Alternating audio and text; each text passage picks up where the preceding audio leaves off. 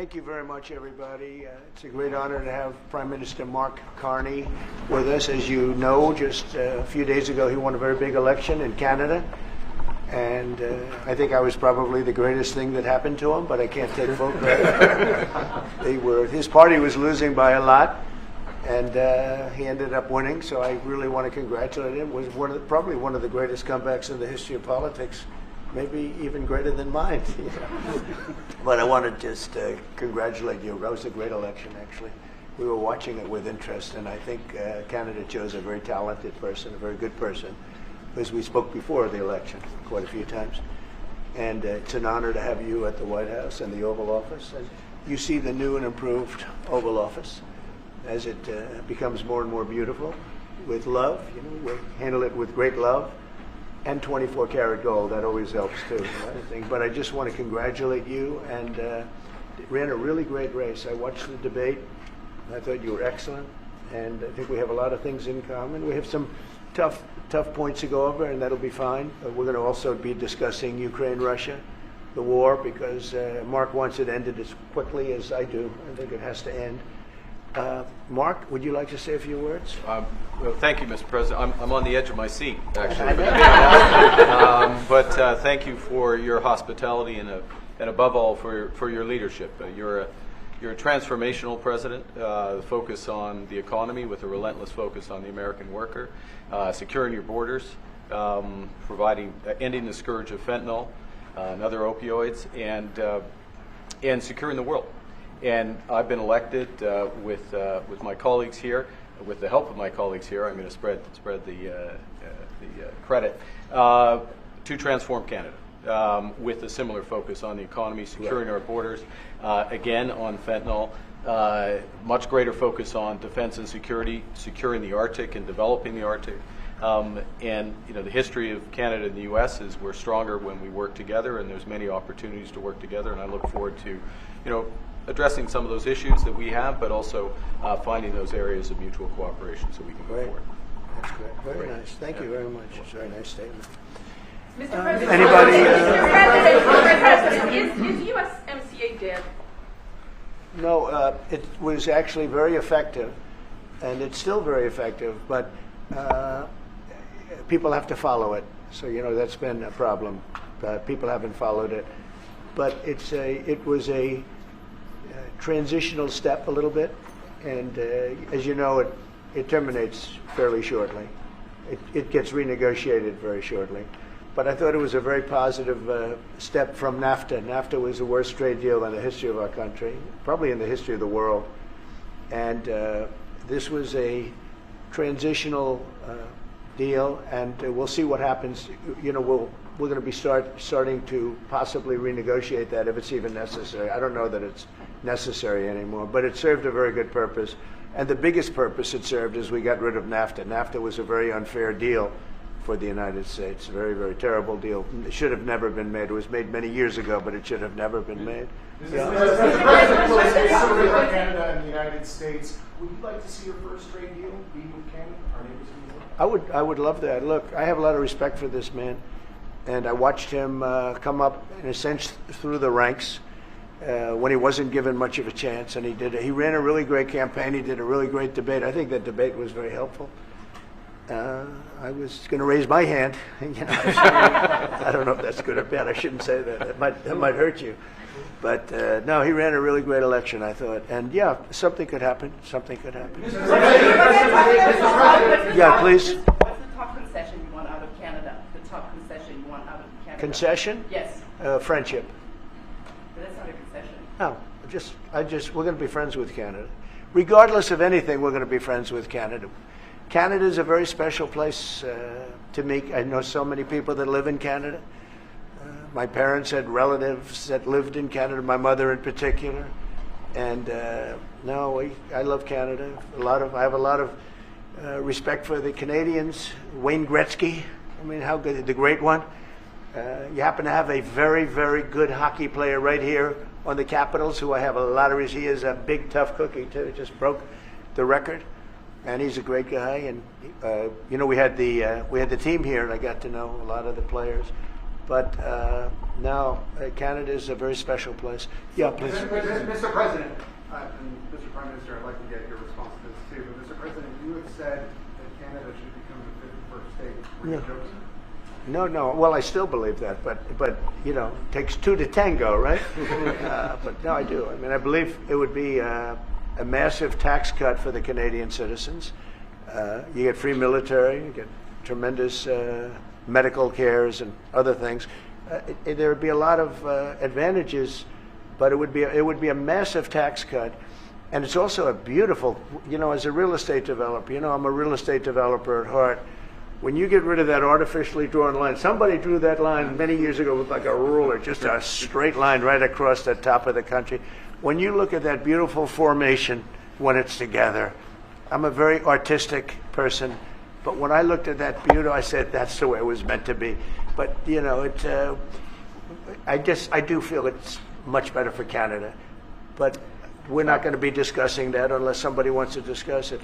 I think that there are tremendous benefits to the Canadian citizens, tremendously lower taxes, free military, which honestly we give you essentially anyway because we're protecting Canada if you ever had a problem. But I think it would really be a wonderful marriage because it's two places that get along very well. They like each other a lot. Well, if I may, as you know from real estate, there are some places that are never for sale. That's true. We're sitting in one right now, you know, Buckingham Palace that you visited as well. That's true. And having met with the owners of Canada over the course of the campaign last several months, it's not for sale, won't be for sale ever. But the opportunity is in the partnership and what we can build together. And we have done that in the past. And part of that, as the President just said, is with respect to our own security. And my government is committed for a step change in our investment in Canadian security and our partnership. And I'll say this as well, that the President has revitalized international security, revitalized NATO, and us playing our full weight in NATO, and that will be part of it. And they have, I must say, Canada is stepping up the military participation because Mark knew, you know, they were low and now they're stepping it up, and that's a very important thing. But never say never. Never say never. Mr. President, what would it take to get the tariffs off of Canada? Well, we'll be talking about different things. Like, you know, we want to protect our automobile business, and so does Mark.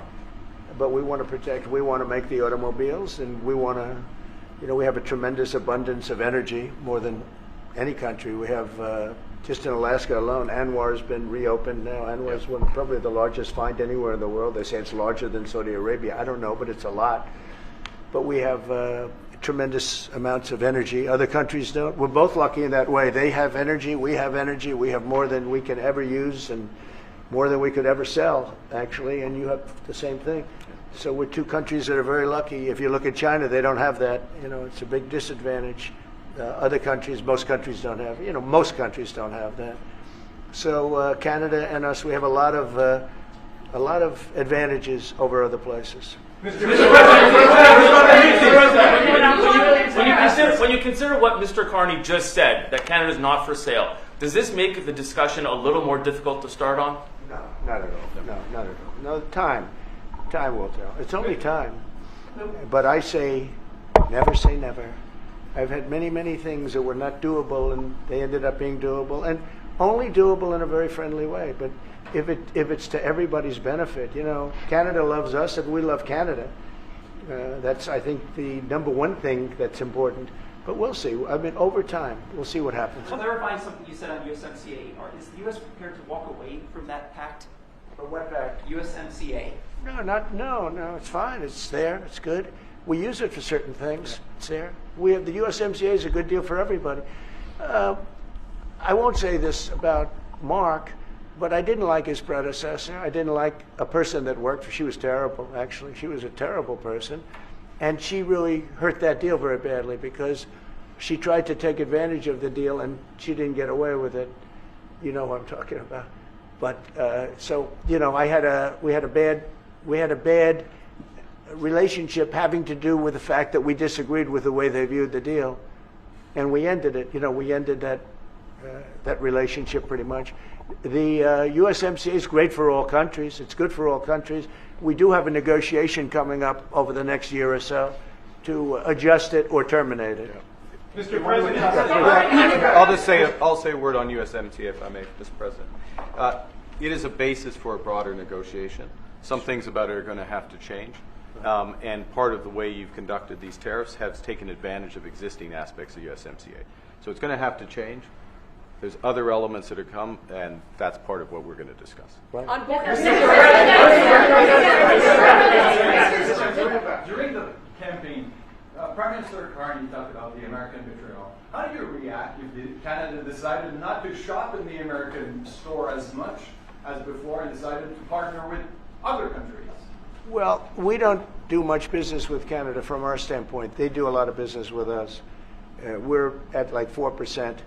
And usually those things don't last very long. We have great things, great product. The kind of product we sell, nobody else can sell, including military. Look, we make the best military equipment in the world, and Canada buys our military equipment, which we appreciate. But we make the best military equipment in the world by far. The missiles, the submarines, everything. Everything we have is really top notch. I rebuilt our military during our last term. Stupidly, we gave some away to Afghanistan, which shouldn't have happened. But that was, I think it was the most embarrassing moment in the history of our country. It was just a very incompetent people. But if you look, the man that's now the head of our Joint Chiefs, he led the attack on ISIS for me. That's why he's the head of the Joint Chiefs. And Raisin Kane, he was unbelievable. And as you know, we defeated ISIS. In 3 weeks. It was supposed to take 5 years. We did it in 3 weeks. And he ran the campaign. I said, I like him. But I knew him before. I went to Iraq, and we agreed to a plan, and that was the plan. And as you know, we did it in record time. So we have the best equipment in the world. We have the best, a lot of things. And but Canada, it does a lot more business with us than we do with Canada. Yeah. Mr. President, what changes would you like to see to the USMCA? Or what changes would you like to make? We're going to work on some subtle changes, maybe. I don't even know if we're going to be dealing with the USMCA. We're dealing more with concepts right now. Look, right now, we're doing trade. We have trade. They're paying a tariff on cars and steel and aluminum. And I think we have a baseline of 10% or something like that for the tariffs. But we're getting along very well. Right now, going no further, but we have an agreement. We did something with even parts. You want to discuss that, Howard, with respect to Canada, which helps Canada out? Sure. So we've made an arrangement with the car companies that 15% of their USMCA parts are included, and then 15% of foreign parts from the manufactured suggested retail price are not tariffed to help domestic manufacturing really thrive.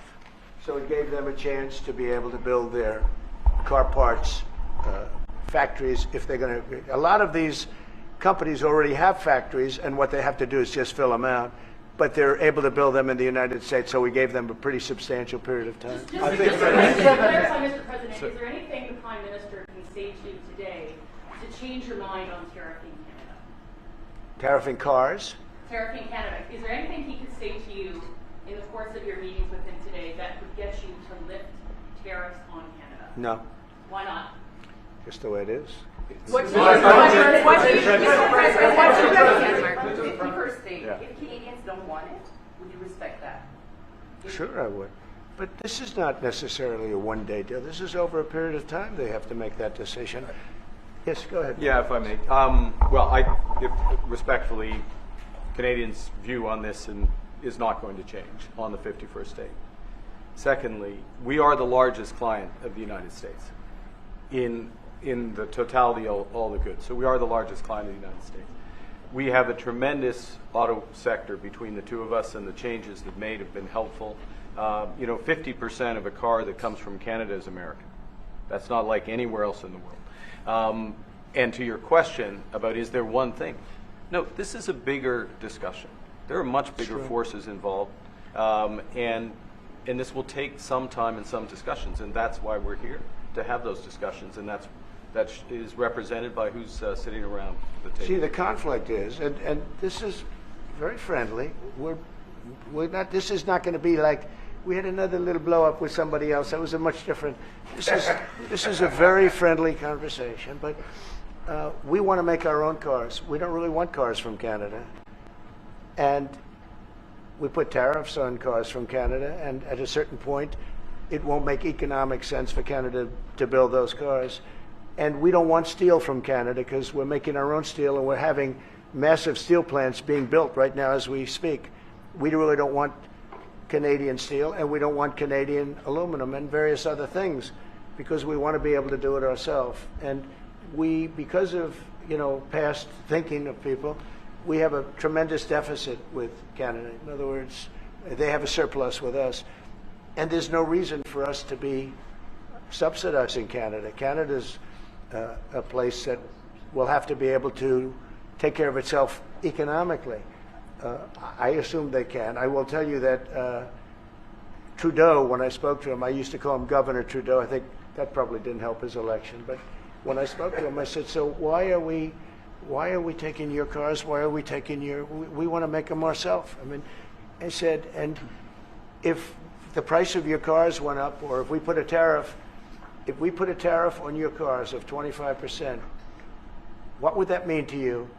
He said, that would mean the end of Canada. He actually said that to me. And I said, that's a strange answer, but I understand his answer. But no, I mean, it's hard to justify subsidizing Canada to the tune of maybe $200 billion a year. We protect Canada militarily, and we always will. We're not going to, that's not a money thing.